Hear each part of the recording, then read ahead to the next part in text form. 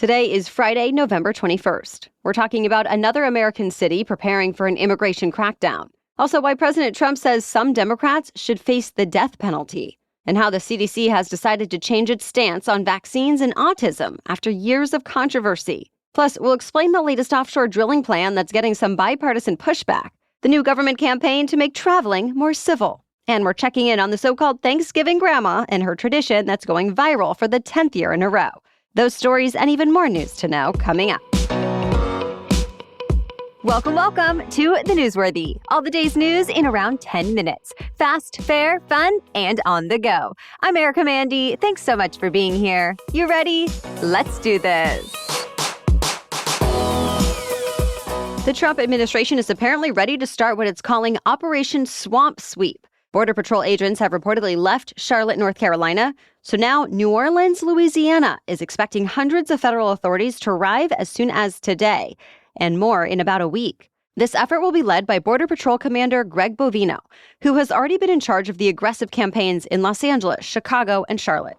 Meanwhile, Border Patrol is reportedly monitoring millions of American drivers around the country.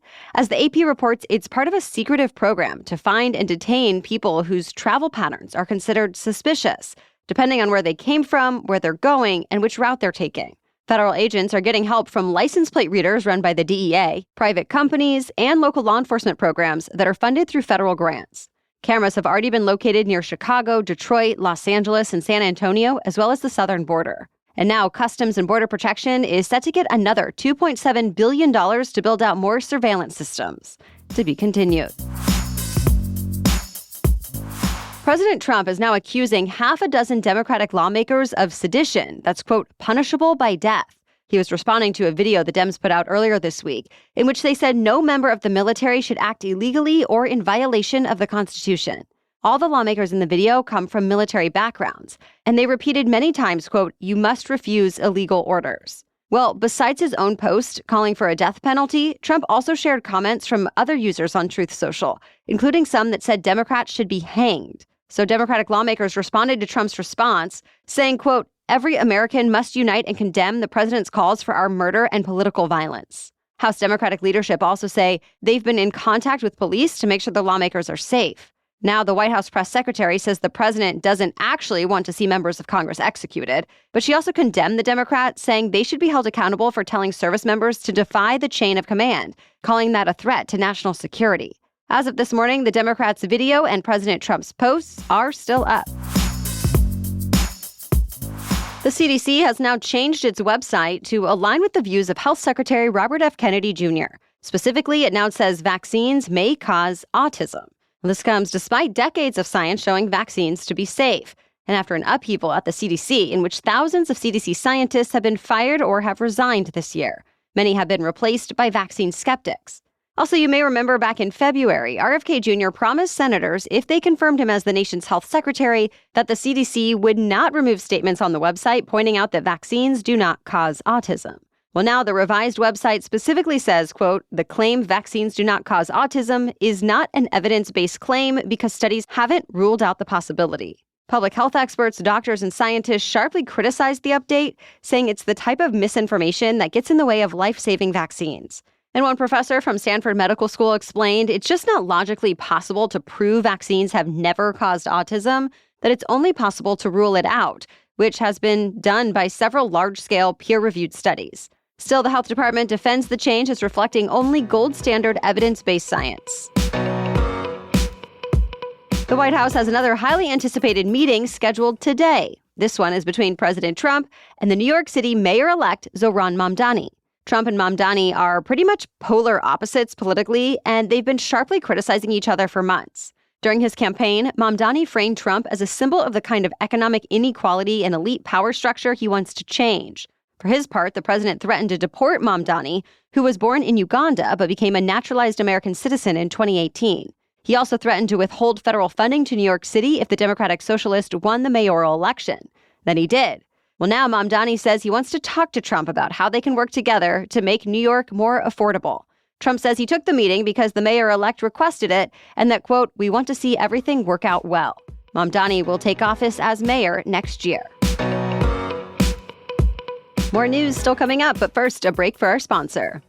As a parent, there's so much to keep up with and try to get right. But let's be real, with a 4-year-old, that can feel like a moving target. When it comes to nutrition, some days he eats great. Other days, it seems like he's surviving on crackers and bread. And many kids' vitamins seem to basically be sugar gummies. But Haya is different. My son takes both the daily vitamin and the probiotic every day, and the best part is he's actually excited about it. He loves the taste, he loves adding stickers to the bottle, and I love knowing it's made with 0 sugar, 0 gummy junk, and all the essentials that kids often miss. Plus, every batch is third-party tested for heavy metals and microbials in a qualified GMP-compliant lab. And by the way, Haya now also has the Kids Daily Greens Plus Superfoods, a chocolate-flavored greens powder specifically for kids, packed with over 55 whole food ingredients. You scoop, shake, and sip with milk or a non-dairy alternative for a nutritious boost your kids will actually enjoy. And we've worked out a special deal with Haya for their best-selling children's vitamin. Receive 50% off your first order. To claim this deal, you must go to hayahealth.com/newsworthy. This deal is not available on their regular website. Go to HIYAHEALTH.com/newsworthy and get your kids the full body nourishment they need to grow into healthy adults. Now back to the news. The U.S. Transportation Department is hoping to crack down on bad behavior from travelers this holiday season. It launched a new campaign this week called The Golden Age of Travel Starts With You. In announcing the campaign, the DOT cited worrisome trends that have been happening for the last few years. For example, a 400% increase in in-flight outbursts since 2019. The video that came out yesterday as part of the campaign first features an old-timey voice, old-timey music, and old-timey footage to talk about the dignity of air travel, before shifting to more recent footage of people fighting, breaking things, and putting their bare feet on seats. Then you see Transportation Secretary Sean Duffy asking a few questions. For example, if you see someone elderly or pregnant, are you helping them with their bags? Are you dressing with respect? Are you keeping your children under control? And are you saying please and thank you? The department says the overall goal of the campaign is just to improve the overall travel experience and keep everyone safe. For the first time in decades, the U.S. is planning new oil drilling off the California and Florida coasts. The oil industry has been trying to get access to those areas as a way to boost American energy security and jobs. But the government has not allowed drilling in federal waters in the Eastern Gulf since 1995 because of concerns about oil spills. And off the coast of California, there are some offshore oil rigs running, but no new leasing in federal waters since the mid-1980s. Well, now the Trump administration wants to start it back up again as part of a new 5-year plan. The White House is already facing criticism from both Florida and California, where fishing, tourism, and access to clean beaches are key parts of the economy. Democratic lawmakers have also said opening the coastlines to new offshore drilling would put millions of Americans' health and safety at risk, so they could end up challenging the new White House plan, which also calls for more lease sales off the coast of Alaska, including an area that's so far been untouched by drilling since opponents say it's environmentally fragile. For now, the whole plan is up for public comment before it's finalized.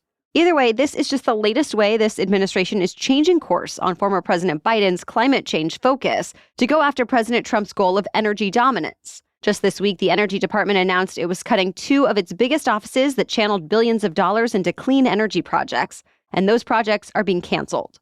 Energy Secretary Chris Wright explained by saying it's about meeting the energy needs of the American people and bringing back what he called common sense to energy policy. The September jobs report that's been delayed because of the government shutdown has finally come out, but it still doesn't offer a whole lot of clarity over how the labor market is going, partly because now the report is out of date, but also there are some mixed signals. For example, hiring actually grew much more than expected, with the U.S. adding 119,000 jobs, which is a big turnaround since the U.S. lost thousands of positions just 1 month earlier. But the unemployment rate in September also rose to 4.4%, which is the highest it's been in nearly 4 years, suggesting more people are looking for work and not finding it. Also, the economic picture really depends on industry.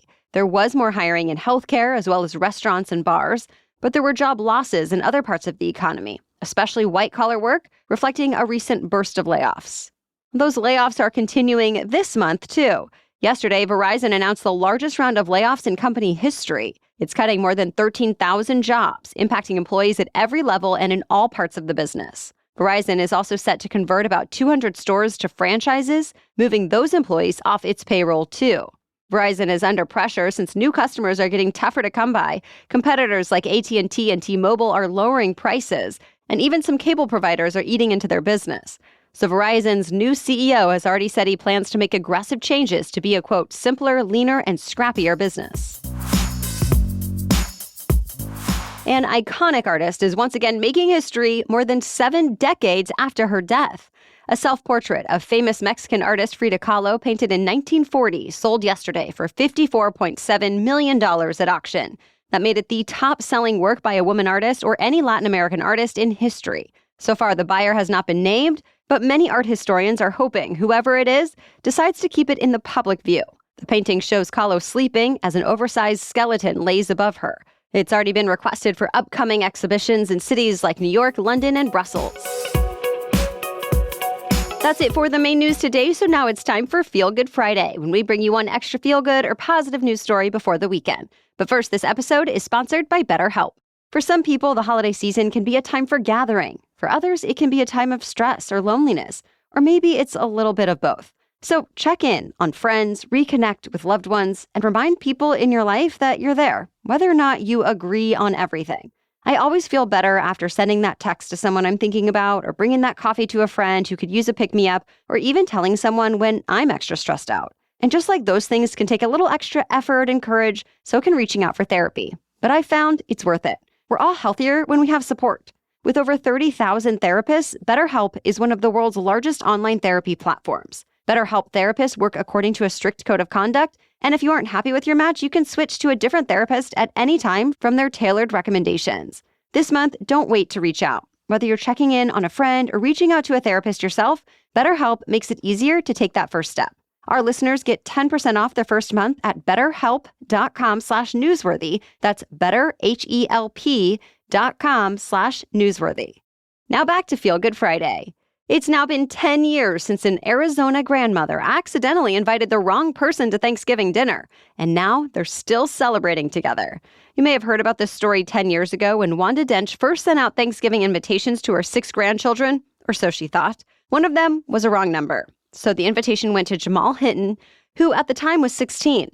Hinton quickly realized the text was a mistake, but he still jokingly asked if he could stop by for a plate. Well, Dench responded, "Of course you can." So Hinton took her up on the offer, and in the decades since, they've become closer than ever. They call each other family in good times and bad all year round. And this Thanksgiving, for their 10th anniversary, Dench and Hinton are partnering with the company Green Giant, which is celebrating its 100th anniversary. Green Giant is providing the whole spread, from the turkey to mashed potatoes to green bean casserole. And as always, Hinton and Dench are hoping to inspire others to step out of their comfort zones and try something new.